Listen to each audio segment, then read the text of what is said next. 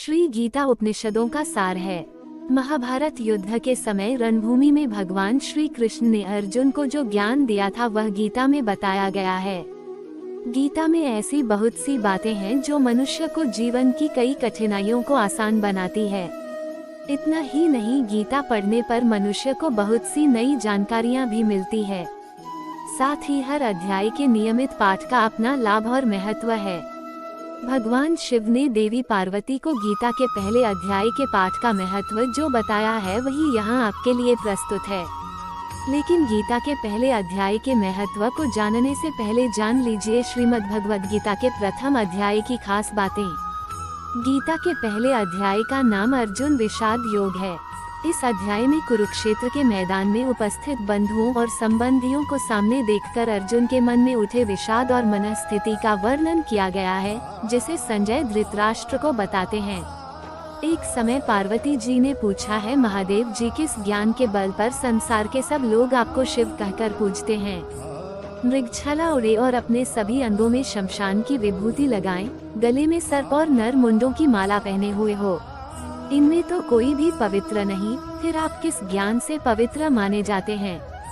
तब महादेव ने उत्तर दिया कि हे प्रिय सुनो, मैं गीता ज्ञान को अपने हृदय में धारण करने से पवित्र माना जाता हूँ। इस ज्ञान से मुझे बाहर के कर्म नहीं व्यापते।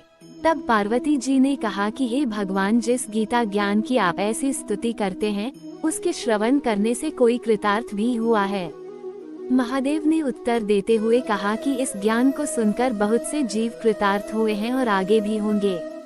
मैं तुम्हें एक पुरातन कथा कहता हूँ, तुम सुनो। एक समय पाताल लोक में शेषनाग की शैया पर श्री नारायण जी नींद मूंदकर आनंद में मग्न थे। उस वक्त भगवान के चरण दबाते हुए लक्ष्मी जी ने पूछा, हे प्रभु, निद्रा और आलस्य तो उन पुरुषों को व्यापता है जो जीव तामसी होते हैं, फिर आप तो तीनों गुणों से अतीत हो। आप तो वासुदेव हो, आप जो नेत्र मूंद रहे हो, इससे मुझके बड़ा आश्चर्य है। नारायण जी ने उत्तर देते हुए कहा, हे लक्ष्मी, मुझको निद्रा आलस्य नहीं व्यापता। एक शब्द रूप जो भगवद गीता है उसमें जो ज्ञान है उसके आकार रूप है। ये गीता शब्द रूप अवतार है। इस गीता में यह अंग है, 5 अध्याय मेरे मुख है, 10 अध्याय मेरी भुजा है, 16वां अध्याय मेरा हृदय और मन और मेरा उदर है, 17वां अध्याय मेरी जंघा है, 18वां अध्याय मेरे चरण है। गीता श्लोक ही मेरी नाड़ियां हैं और जो गीता के अक्षर है वो मेरा रोम है। ऐसा मेरा शब्द रूपी जो गीता ज्ञान है उसी के अर्थ में हृदय में विचार करता हूँ और बहुत आनंद प्राप्त होते हूँ। लक्ष्मी जी बोली, हे श्री नारायण जी, जब श्री गीता जी का इतना ज्ञान है तो उसको सुनकर कोई जीव कृतार्थ भी हुआ है, सो मुझसे कहो। तब श्री नारायण ने कहा, हे लक्ष्मी, गीता ज्ञान को सुनकर बहुत से जीव कृतार्थ हुए हैं, सो तुम श्रवण करो। एक व्यक्ति था जो चांडालों के कर्म करता था और तेल नमक का व्यापार करता था। उसने एक बकरी पाली। एक दिन वो बकरी चराने के लिए वन में गया और वृक्ष से पत्ते तोड़ने लगा। वहाँ उसे एक सांप से डंस लिया, जिससे वह तुरंत मर गया। मरने के बाद उसने बहुत से नरक भोगे और फिर उसका जन्म बैल के रूप में हुआ।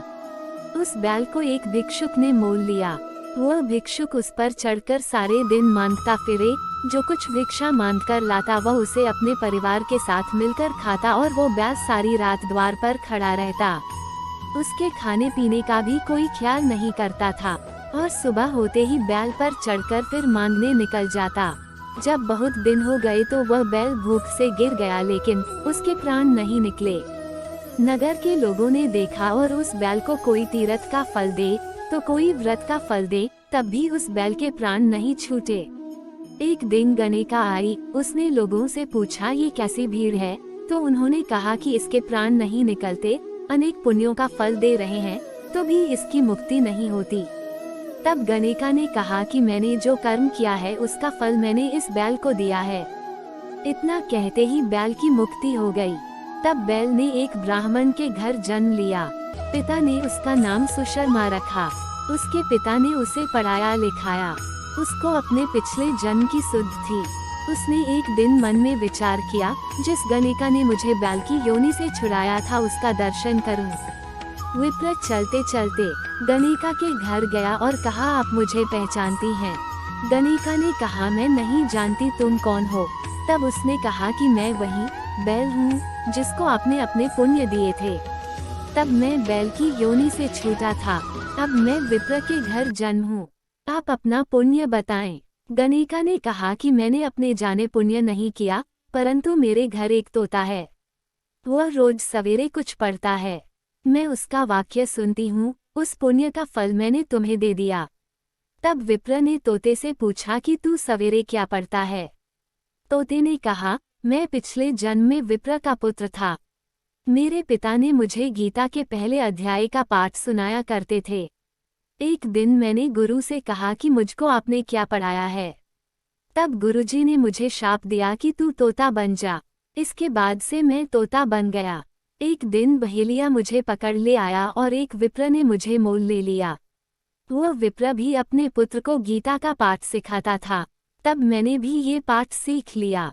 उसी दिन विप्र के घर में चोर घुस गए। उन्हें धन तो प्राप्त नहीं हुआ, लेकिन वह मेरा पिंजरा उठा ले आए। उनकी यह गणिका मित्र थी। वह मुझे उसके पास ले आए। सो मैं नित्य प्रातः गीताजी के पहले अध्याय का पाठ करत हूँ, जिसे ये गणिका सुनती है। पर इस गणिका को समझ में नहीं आती। जो मैं पढ़ता हूँ वही इस गणिका ने तेरे निमित्त दिया था। वह श्री गीताजी के पहले अध्याय का फल था।